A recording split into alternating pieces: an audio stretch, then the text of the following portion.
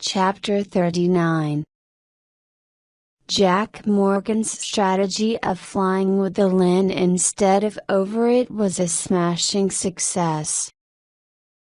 Alexander was increasingly confident that they would reach the installation unscathed, and he was aware that even Kurt Hansen, who hated flying with Morgan, was calmer now than he had been 10 minutes ago. The chopper hugged the valley floor, streaking northward, 10 feet above an ice-blocked river, still forced to make its way through a snowfall that nearly blinded them, but sheltered from the worst of the storm's turbulence by the walls of mammoth evergreens that flanked the river. Silvery, almost luminous, the frozen river was an easy trail to follow. Occasionally wind found the aircraft and pummeled it, but the chopper bobbed and weaved like a good boxer, and it no longer seemed in danger of being dealt a knockout punch. "How long?" Alexander asked. 10 minutes. "Maybe 15, Morgan said. Unless what? Unless the blades cake up with ice. Unless the drive shaft and the rotor joints freeze. Is that likely?" Alexander asked. "It's certainly something to think about," Morgan said. "And there's always the possibility I'll misjudge the terrain in the dark and ram us right into the side of a hill." "You won't," Alexander said. "You're too good." "Well," Morgan said, "there's always the chance I'll screw up. That's what keeps it from getting boring." Tina prepared Danny for the journey out of his prison.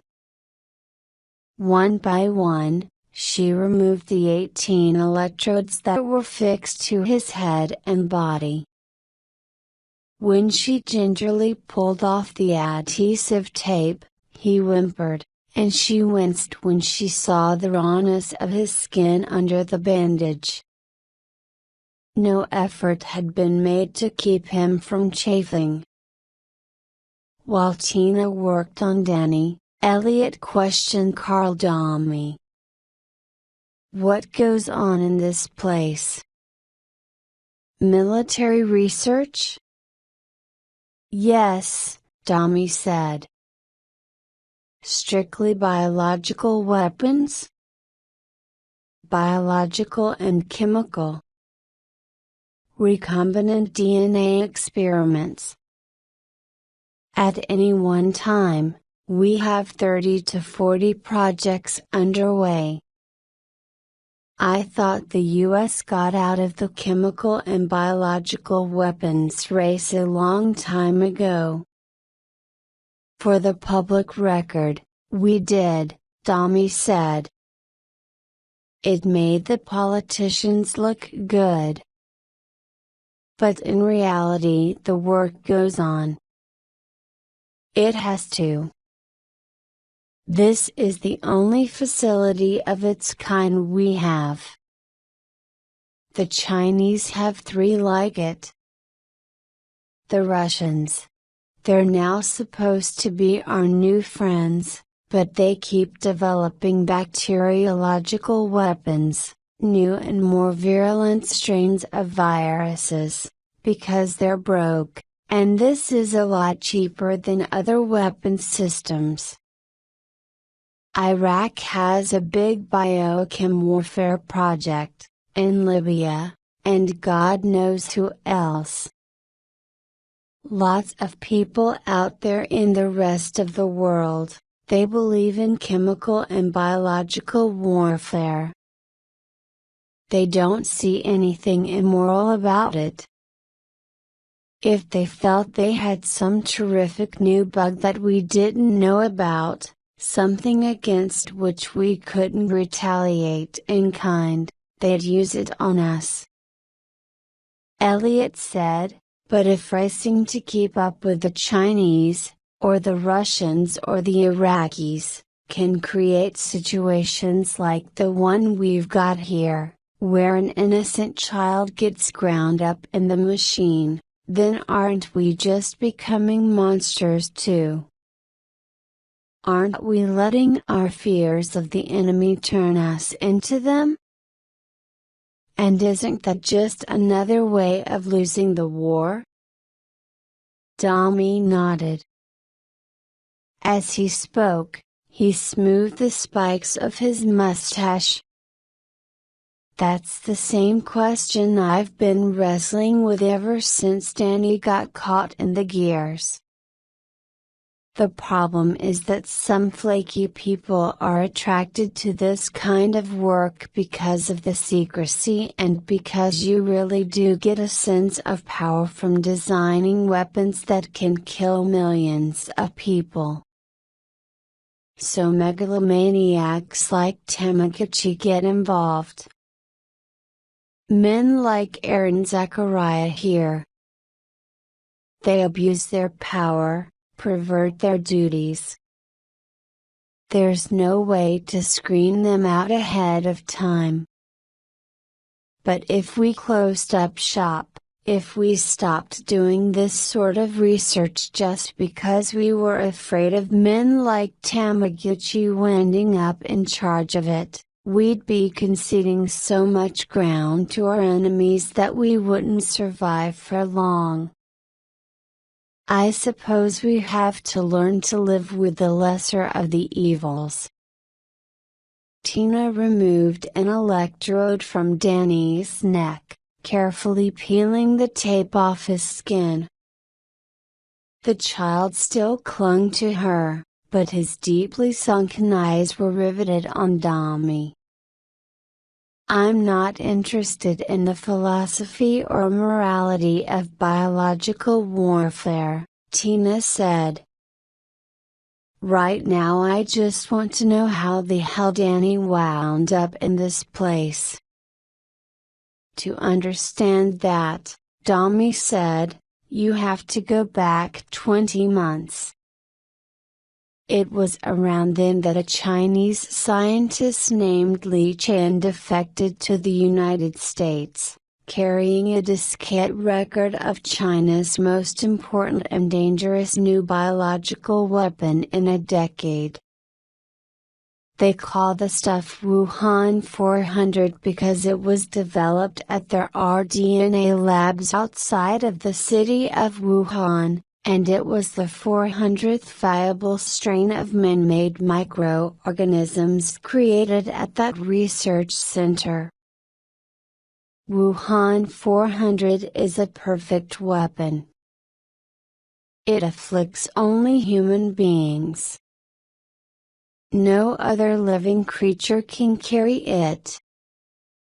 And like syphilis, Wuhan 400 can't survive outside a living human body for longer than a minute, which means it can't permanently contaminate objects or entire places the way anthrax and other virulent microorganisms can. And when the host expires, the Wuhan 400 within him perishes a short while later, as soon as the temperature of the corpse drops below 86 degrees Fahrenheit. Do you see the advantage of all this? Tina was too busy with Danny to think about what Carl Dami had said, but Elliot knew what the scientist meant. If I understand you, the Chinese could use Wuhan 400 to wipe out a city or a country, and then there wouldn't be any need for them to conduct a tricky and expensive decontamination before they moved in and took over the conquered territory. Exactly, Dami said. And Wuhan 400 has other, equally important advantages over most biological agents. For one thing, you can become an infectious carrier only 4 hours after coming into contact with the virus. That's an incredibly short incubation period. Once infected, no one lives more than 24 hours. Most die in 12. It's worse than the Ebola virus in Africa, infinitely worse. Wuhan 400's kill rate is 100%. No one is supposed to survive. The Chinese tested it on God knows how many political prisoners. They were never able to find an antibody or an antibiotic that was effective against it. The virus migrates to the brainstem, and there it begins secreting a toxin that literally eats away brain tissue like battery acid dissolving cheesecloth. It destroys the part of the brain that controls all of the body's automatic functions. The victim simply ceases to have a pulse, functioning organs, or any urge to breathe. And that's the disease Danny survived, Elliot said. Yes, Dami said. As far as we know, he's the only one who ever has. Tina had pulled the blanket off the bed and folded it in half, so she could wrap Danny in it for the trip out to the Explorer. Now she looked up from the task of bundling the child, and she said to Dami, "But why was he infected in the first place?" "It was an accident," Dami said. "I've heard that one before." "This time it's true," Dami said. After Li Chan defected with all the data on Wuhan 400, he was brought here. We immediately began working with him, trying to engineer an exact duplicate of the virus. In relatively short order, we accomplished that. Then we began to study the bug, searching for a handle on it that the Chinese had overlooked. And someone got careless, Elliot said. Worse, Dami said. Someone got careless and stupid. Almost 13 months ago, when Danny and the other boys in his troop were on their winter survival outing, one of our scientists, a quirky son of a bitch named Larry Bollinger, accidentally contaminated himself while he was working alone one morning in this lab. Danny's hand tightened on Christina's, and she stroked his head, soothing him. To Dami, she said, "Surely you have safeguards, procedures to follow when and if." "Of course," Dami said. "You're trained what to do from the day you start to work here. In the event of accidental contamination, you immediately set off an alarm. Immediately. Then you seal the room you're working in. If there's an adjoining isolation chamber, you're supposed to go into it and lock the door after yourself. A decontamination crew moves in swiftly to clean up whatever mess you've made in the lab. And if you've infected yourself with something curable, you'll be treated. If it's not curable, you'll be attended to in isolation until you die. That's one reason our pay scale is so high. hazardous duty pay. The risk is part of the job. Except this Larry Bollinger didn't see it that way, Tina said bitterly. She was having difficulty wrapping Danny securely in the blanket because he wouldn't let go of her. With smiles, murmured assurances, and kisses planted on his frail hands, she finally managed to persuade him to tuck both of his arms close to his body. Bollinger snapped.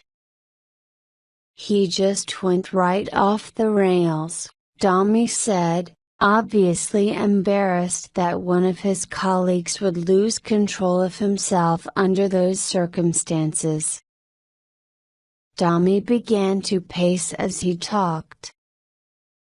Bollinger knew how fast Wuhan 400 claims its victims, and he just panicked. Flipped out. Apparently, he convinced himself he could run away from the infection. God knows, that's exactly what he tried to do. He didn't turn in an alarm. He walked out of the lab, went to his quarters, dressed in outdoor clothes, and left the complex. He wasn't scheduled for R&R, and on the spur of the moment he couldn't think of an excuse to sign out one of the Range Rovers, so he tried to escape on foot. He told the guards he was going snowshoeing for a couple of hours. That's something a lot of us do during the winter. It's good exercise, and it gets you out of this hole in the ground for a while. Anyway, Bollinger wasn't interested in exercise. He tucked the snowshoes under his arm and took off down the mountain road, the same one I presume you came in on. Before he got to the guard shack at the upper gate, he climbed onto the ridge above, used the snowshoes to circle the guard, returned to the road, and threw the snowshoes away. Security eventually found them. Bollinger was probably at the bottom gate 2.5 hours after he walked out of the door here, 3 hours after he was infected. That was just about the time that another researcher walked into his lab, saw the cultures of Wuhan 400 broken open on the floor, and set off the alarm. Meanwhile, in spite of the razor wire, Bollinger climbed over the fence. Then he made his way to the road that serves the Wildlife Research Center. He started out of the forest, toward the county lane, which is about 5 miles from the turnoff to the labs, and after only 3 miles, he ran into Mr. Jaberski and the scouts, Elliot said. And by then he was able to pass the disease on to them, Tina said as she finished bundling Danny into the blanket. Yeah, Domi said. He must have reached the scouts 5 or 5.5 hours after he was infected. By then he was worn out. He'd used up most of his physical reserves getting out of the lab reservation, and he was also beginning to feel some of the early symptoms of Wuhan 400. Dizziness. Mild nausea. The scoutmaster had parked the expedition's minibus on a lay-by about 1.5 miles into the woods, and he and his assistant and the kids had walked in another half mile before they encountered Larry Bollinger.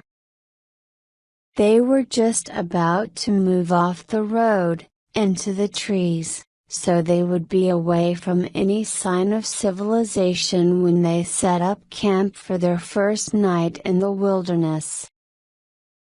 When Bollinger discovered they had a vehicle, he tried to persuade them to drive him all the way into Reno. When they were reluctant, he made up a story about a friend being stranded in the mountains with a broken leg. Jaworski didn't believe Bollinger's story for a minute, but he finally offered to take him to the wildlife center where a rescue effort could be mounted. That wasn't good enough for Bollinger, and he got hysterical. Both Jaworski and the other scout leader decided they might have a dangerous character on their hands. That was when the security team arrived. Bollinger tried to run from them. Then he tried to tear open one of the security men's decontamination suits. They were forced to shoot him. The spaceman, Danny said. Everyone stared at him. He huddled in his yellow blanket on the bed, and the memory made him shiver. The spaceman came and took us away. Yeah, Tommy said. They probably did look a little bit like spacemen in their decontamination suits. They brought everyone here and put them in isolation. One day later all of them were dead. Except Danny. Tommy sighed. Well, you know most of the rest. Chapter 40. The helicopter continued to follow the frozen river north, through the snow-swept valley. The ghostly, slightly luminous winter landscape made George Alexander think of graveyards. He had an affinity for cemeteries. He liked to take long, leisurely walks among the tombstones. For as long as he could remember, he had been fascinated with death, with the mechanics and the meaning of it, and he had longed to know what it was like on the other side, without, of course, wishing to commit himself to a one-way journey there. He didn't want to die, he only wanted to know. Each time that he personally killed someone, he felt as if he were establishing another link to the world beyond this one, and he hoped, once he had made enough of those linkages, that he would be rewarded with a vision from the other side. One day maybe he would be standing in a graveyard, before the tombstone of one of his victims, and the person he had killed would reach out to him from beyond and let him see, in some vivid clairvoyant fashion, exactly what death was like. And then he would know. Not long now, Jack Morgan said. Alexander peered anxiously through the sheeting snow into which the chopper moved like a blind man running full steam into endless darkness. He touched the gun that he carried in a shoulder holster, and he thought of Christina Evans. To Kurt Henson, Alexander said, "Kill Stryker on sight. We don't need him for anything. But don't hurt the woman. I want to question her. She's going to tell me who the traitor is. She's going to tell me who helped her get into the labs even if I have to break her fingers one at a time to make her open up. In the isolation chamber, when Tommy finished speaking, Tina said, "Danny looks so awful. Even though he doesn't have the disease anymore, will he be alright?" "I think so," Tommy said. "He just needs to be fattened up." He couldn't keep anything in his stomach because recently they've been reinfecting him, testing him to destruction, like I said. But once he's out of here, he should put weight on fast. There is one thing. Tina stiffened at the note of worry in Tommy's voice. "What? What one thing?" "Since all these reinfections, he's developed a spot on the parietal lobe of the brain." Tina felt ill. "No. But apparently it isn't life-threatening," Tommy said quickly. "As far as we can determine, it's not a tumor. Neither a malignant nor a benign tumor. At least it doesn't have any of the characteristics of a tumor. It isn't scar tissue either. And not a blood clot." "Then what is it?" Elliot asked. Tommy pushed one hand through his thick, curly hair. "The current analysis says the new growth is consistent with the structure of normal brain tissue. Which doesn't make sense. But we've checked our data 100 times, and we can't find anything wrong with that diagnosis. Except it's impossible.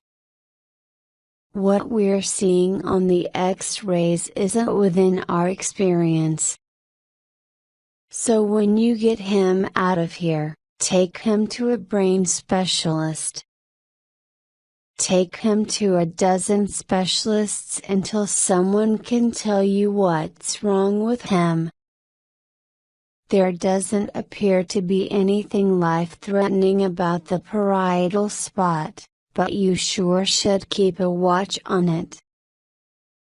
Tina met Elliot's eyes, and she knew that the same thought was running through both their minds.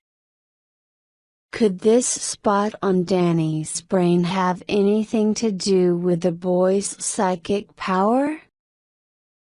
Were his latent psychic abilities brought to the surface as a direct result of the man-made virus with which he had been repeatedly infected? Crazy, but it didn't seem any more unlikely than that he had fallen victim to Project Pandora in the first place.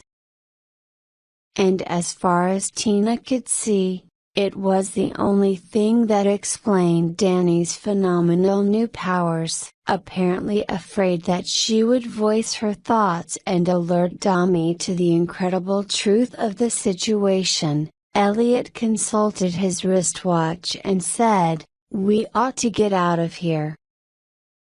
"When you leave," Tommy said, "you should take some files on Danny's case. They're on the table closest to the outer door, that black box full of diskettes. They'll help support your story when you go to the press with it.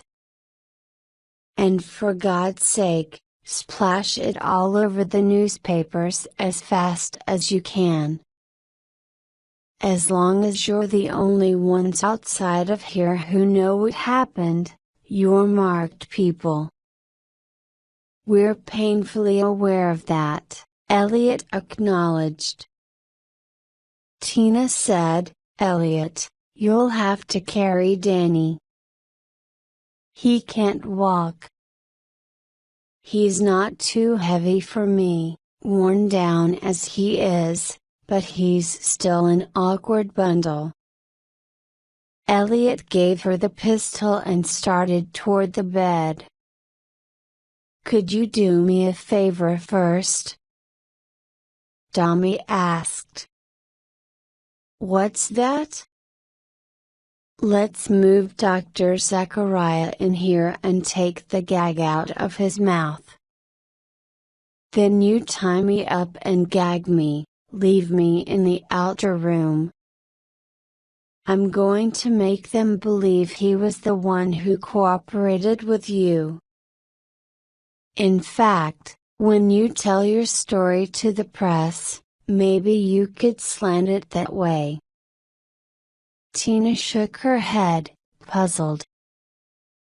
"But after everything you said to Zachariah about this place being run by megalomaniacs, and after you've made it so clear you don't agree with everything that goes on here, why do you want to stay?"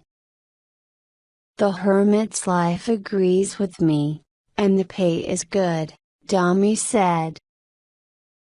"And if I don't stay here, if I walk away and get a job at a civilian research center, that'll be just one less rational voice in this place. There are a lot of people here who have some sense of social responsibility about this work. If they all left, they'd just be turning the place over to men like Tamaguchi and Zachariah, and there wouldn't be anyone around to balance things. What sort of research do you think they might do then?" "But once our story breaks in the papers," Tina said, "they'll probably just shut this place down." "No way," Dami said. "Because the work has to be done. The balance of power with totalitarian states like China has to be maintained. They might pretend to close us down, but they won't. Tamaguchi and some of his closest states will be fired.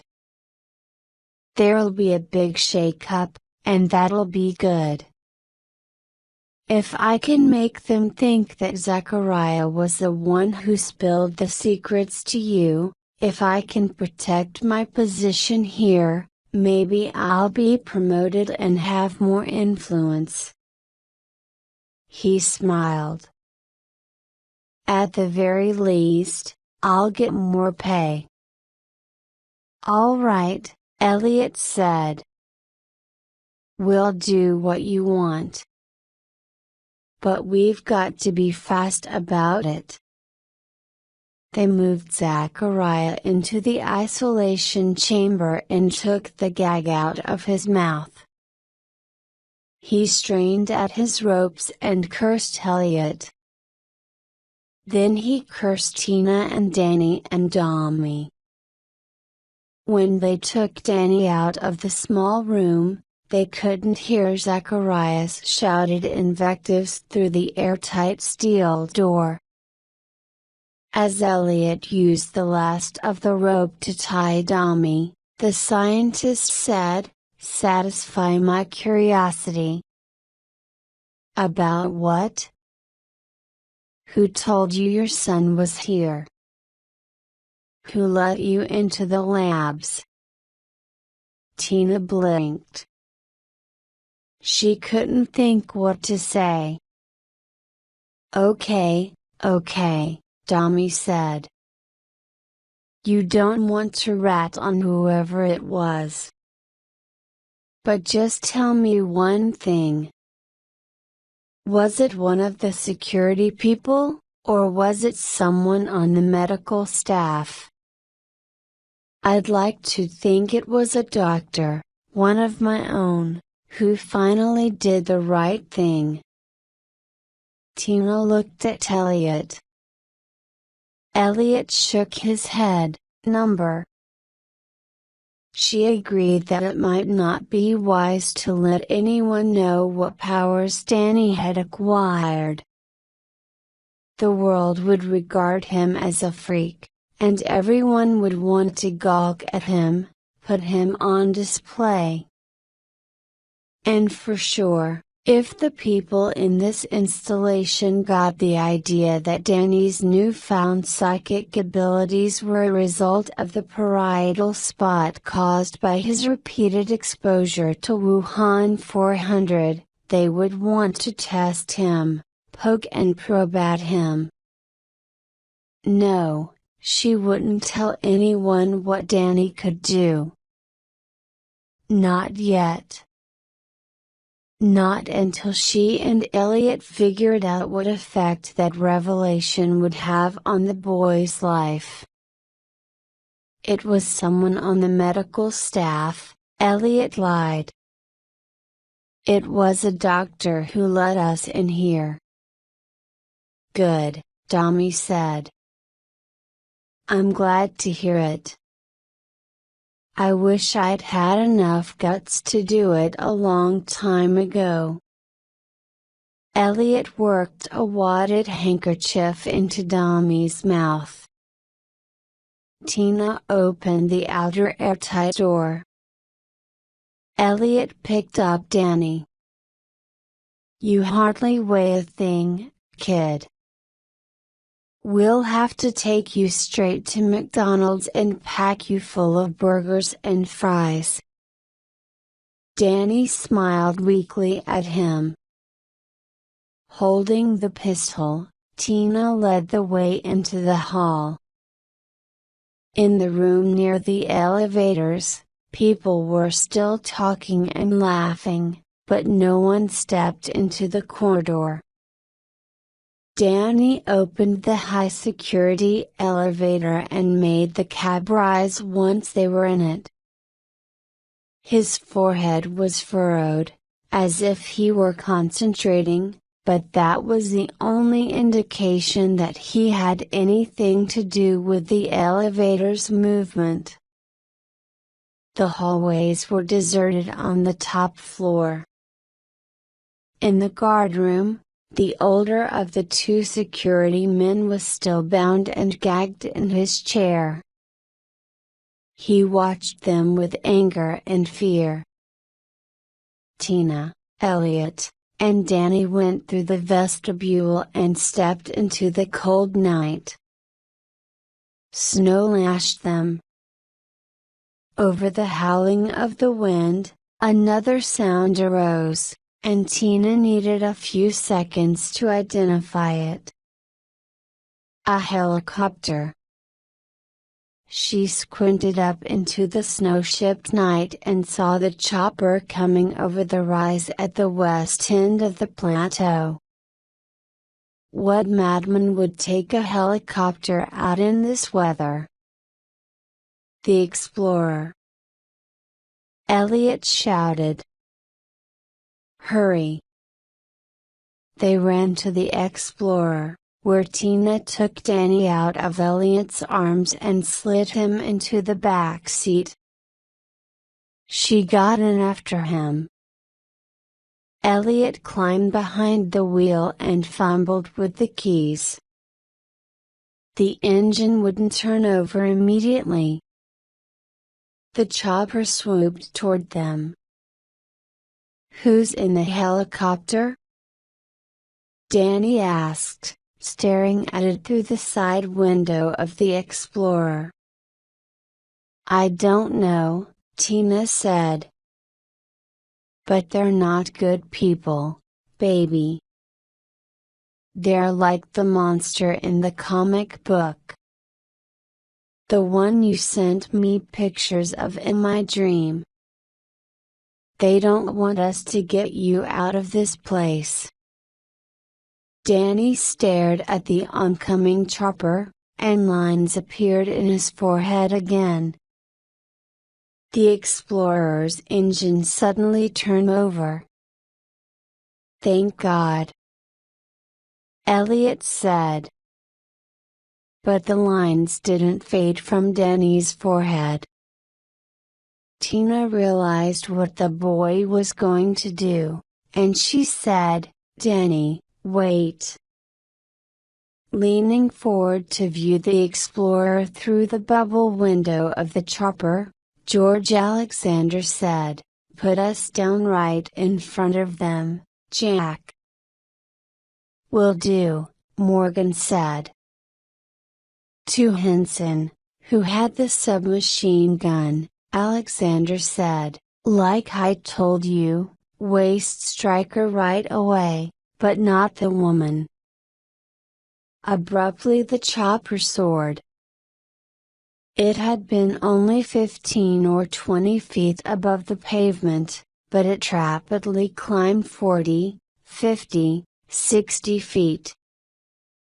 Alexander said, "What's happening?" "The stick," Morgan said. An edge of fear sharpened his voice, fear that hadn't been audible throughout the entire, nightmarish trip through the mountains. "Can't control the damn thing. It's frozen up." 80, 90, 100 feet they soared straight up into the night. Then the engine cut out. "What the hell?" Morgan said. Henson screamed. Alexander watched death rushing up at him and knew his curiosity about the other side would shortly be satisfied. As they drove off the plateau, around the burning wreckage of the helicopter, Danny said, "They were bad people." "It's all right, Mom. They were real bad people." To everything there is a season, Tina reminded herself. A time to kill and a time to heal. She held Danny close, and she stared into his dark eyes, and she wasn't able to comfort herself with those words from the Bible. Danny's eyes held too much pain, too much knowledge. He was still her sweet boy, yet he was changed. She thought about the future. She wondered what lay ahead for them. Afterward by Dean Koontz, the book you now hold in your hands, assuming that you are not quadridextrous and holding it with your feet, was the second book I wrote under the pen name Lee Nichols. I explain my secret life as Lee in the afterword to the new edition of Shadow Fires. Therefore, I will devote what space I am given here to this novel itself and to the savage, brutal, cruel, maddening, insane, inane, nonsensical, stupid, bewildering, toxic, blood-curdling, lip-chafing, toenail-curling experience of working with a major television network to adapt this novel, and 3 others, as part of a program that would have been called the Dean Koontz Theater or Dean Koontz Presents or possibly Here's Dean. Or even Koontzapalooza.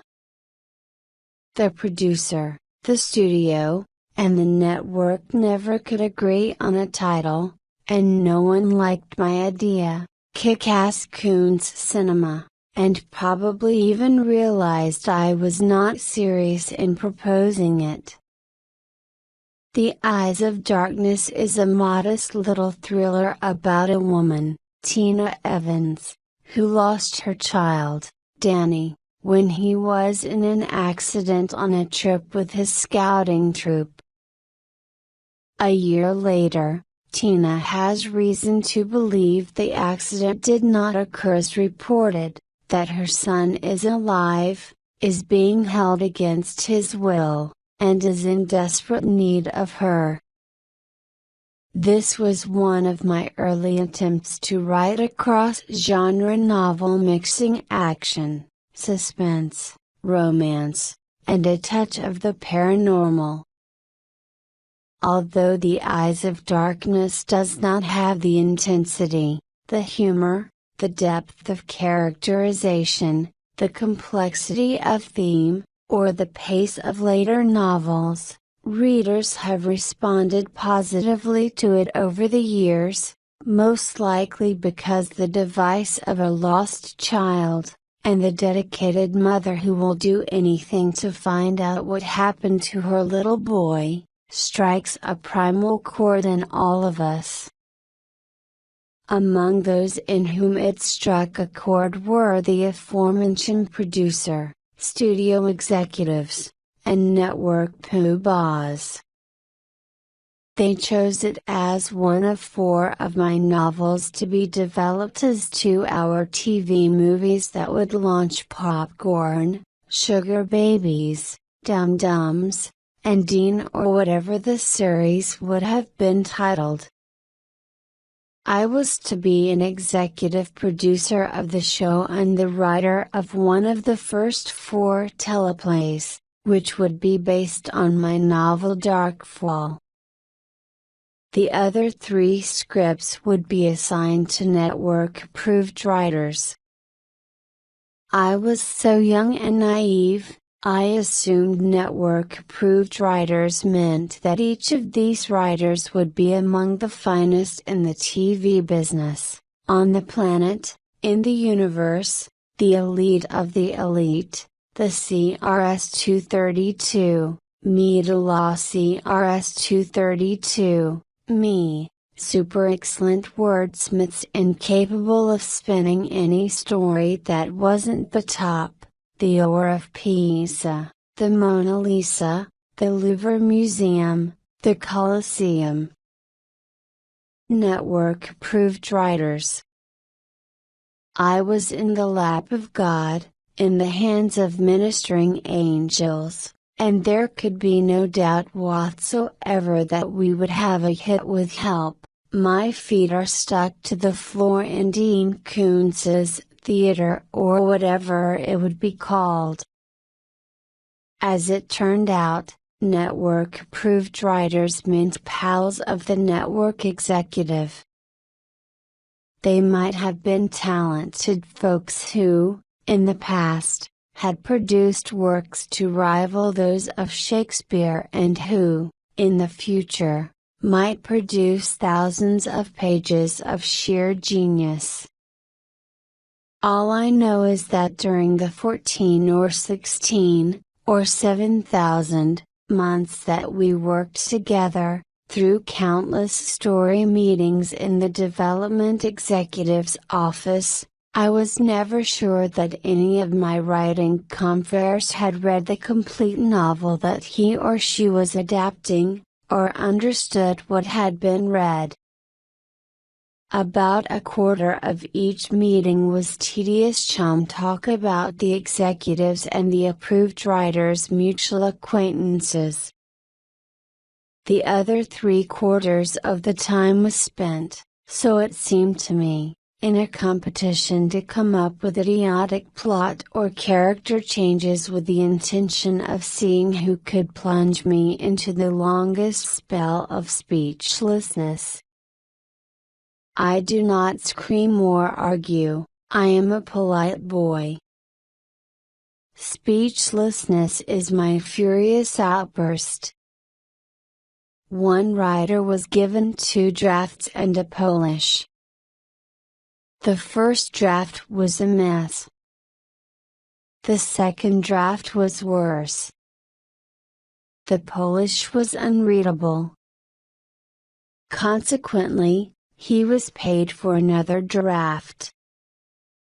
Then yet another one. Imagine if surgery worked this way. Your surgeon cuts off your left foot when it was your gangrenous right foot he should have amputated. So he is praised for being merely incompetent and not also drunk, and he is given a second chance. This time, he cuts off your right hand. Nice try. so let's pay him a third time and hope he doesn't cut off anything as important as your head. A second writer, a surly fellow, believed that he would soon be a famous director and informed us of this at every opportunity. He was contemptuous of the book he was paid to adapt, of me, and of the entire TV industry, to which he would never return, he assured me with a glower, after his first smash hit film. Eventually, after a bad first draft, he was taken off the project when he missed several extensions of his contractual deadline. He promptly brought legal action against the studio, forcing us into arbitration. I received a death threat by phone the night before the arbitration. I can't say for certain that it was from the writer. The voice was so deep that it might have been his mother, and the next morning the law firm handling the studio's case assured me that they had taken extra security measures for the meeting. We won the arbitration, and the writer has not, in the intervening 20-odd years, become a famous director or, as far as I know, a director of any status. The Eyes of Darkness was assigned to a writing team, two quite personable women who seemed bright and enthusiastic. After the first story meeting, however, I never saw the two of them together. In each subsequent meeting, one or the other would show up to take story notes on their latest draft, while the missing partner would always have been waylaid by an emergency of one kind or another, a broken washing machine and a flooded laundry room, the sudden onset illness of a cat with symptoms suggesting, to me, demonic possession, the death of a beloved aunt, the death of a beloved uncle, the death of a beloved neighbor. I began to worry that merely by associating with these women, decades would be shortened from my lifespan, migraine headaches, and an unfortunate encounter with an angry Bigfoot in a long line at the DMV.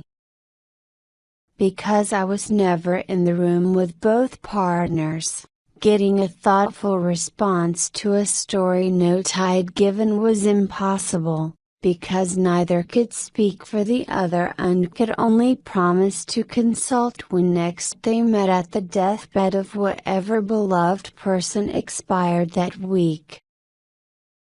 As relationships go with screenwriters in a development process, this was basically a fine experience.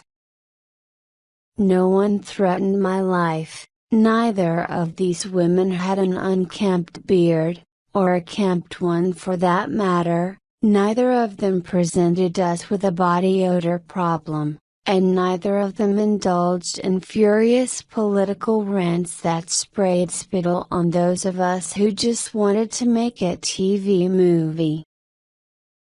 Indeed, these meetings were enlivened by colorful storytelling, although none of it had to do with developing my novel into a 2-hour filmed entertainment.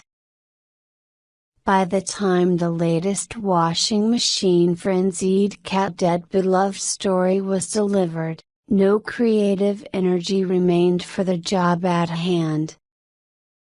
Consequently, each draft of the script was full of plot holes and illogic that never quite got repaired. I have room for just one example.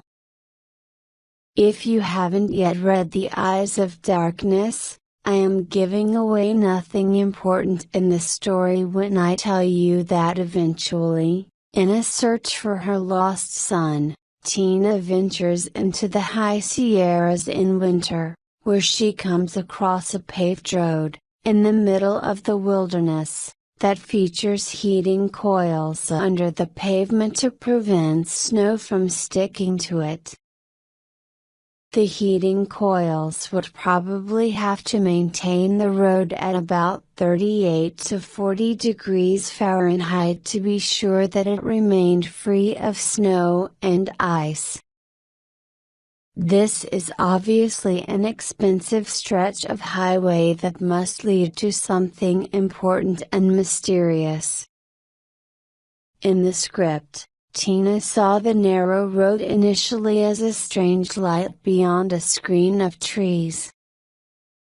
At first, I thought the writers had put lampposts on this road, which would make no sense, as it is a secret route through restricted government property. But when I read further, I discovered that Tina comes to a glowing red road. The writers had envisioned a heated roadbed not as ordinary blacktop but as an arrangement of thousands of interconnected hot plate griddles. When I wondered aloud how any vehicle could negotiate this surface, my question was not understood. By this time, we had passed the 1-year mark in the development process, and I knew we were not going to wind up with a usable script, so I didn't insist on discussing whether the rubber tires would melt off the vehicle within 200 yards or 3, or ponder at what point the gasoline tank might explode. I simply said, well, a red-hot glowing road is a great visual. In fact, it would be such a fantastic visual that it would be visible at night from orbiting satellites, like a neon arrow pointing toward the secret installation that it served. Ultimately, after months of interminable meetings, 2 of the scripts we developed were deemed filmable. The first was my script based on Darkfall, which I had written in 2 weeks. The second was my script of another book which, in a fit of frustration at this entire process, I wrote in 3 days after the assigned writer's final, and umpteenth, draft was deemed inadequate. I had spent more time in useless development meetings than I had required to write both of those screenplays. By this time, the head of the network got the boot, and a new head of network came aboard. After reviewing the chaos that he had inherited, the new head of network decided that even though Darkfall was an exciting script, he didn't want to make a movie about little creatures living in the walls. He decided that we would film the other script I had done, for which I received primary credit but not sole credit because of Writers Guild rules virtually guaranteeing the first writer some kind of credit as long as that writer's drafts had been composed in one of the languages spoken on Earth. After all those months and all those meetings and all those network-approved writers, we had too little material to launch a series, regardless of whether it was titled From the Tormented Mind of Dean Koontz or Sitting in the Dark with Dean and Roaches or just Deaniac. One good TV movie was aired and did okay in the ratings. Considering the fearsome number of meetings I had to sit through, my per-hour wage penciled out at less than I would have made if I had taken a part-time job at McDonald's. The first network head is no longer in the business. The second network head is no longer in the business. The development executive in charge of the project is no longer in the business. I would not be surprised to learn that one of the network-approved writers is in prison for crimes of a particularly perverse nature committed against small woodland animals, and I know that at least a couple of them are no longer in the business. The studio executive who brought the project to the network is, I am told, no longer in the business. The legendary producer who brought the project to the studio is dead, probably because he was a beloved friend of the Bad Luck writing duo. I am still alive, thank God, and still writing books.